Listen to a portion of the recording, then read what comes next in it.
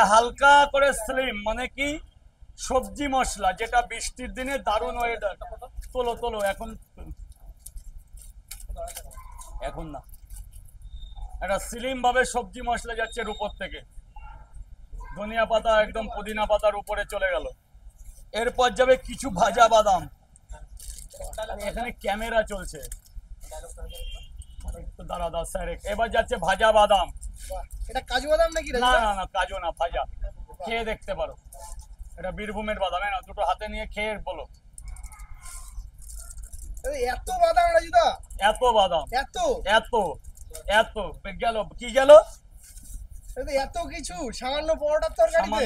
অনেকে পারবে না, হেরে যাবে এসব মানুষ। কম্পিটিশন আসবেই না কারোর সাথে। আমি চাইও না, আমি চাই আরো একটা দোকানদার যদি না পারে আমি সাহায্য করছি। সে ছোট ব্যবসায়ীরা তাহলে আজকে টাকা দিয়েও সাহায্য করছি যে তুই বড় হ। আমি এই তোমাদের কাছে ভাইরাল হওয়ার পর আরো 20টা পরোটার দোকান বেড়েছে। আমি চাই পশ্চিমবঙ্গের আনাচে কানাচে যেন পরোটা মানুষ খেতে পারে, যার নাম আগে শুনতো না এখন লোকে খাচ্ছে। কত আমি আমি আমার নিজের চোখে দেখা মিনিমাম 20টা দোকান বেড়েছে। আমি 14 বছর ধরে এই পরোটাটা বিক্রি করছি, কিন্তু এত আইটেম ছিল না। দেখো দাদা, যেমন আয় তেমন ব্যয়। এখন 2 পয়সা বেশি ইনকাম করছি, কোয়ালিটি ভালো করছি। সেই কারণে তোমার শিক্ষাতে আরো তো দুটো পরোটা বাড়ছে। অবশ্যই বাড়ুক, তারা তো কর্ম করে খাচ্ছে, তা আমার ভাত তো কেড়ে খাচ্ছে না। আরো 5 জন বাড়ুক। আজকের দিন যে দেশের যে কর্মক্ষমতা, যে অবস্থা, মানুষ করবে কি এই লাইন।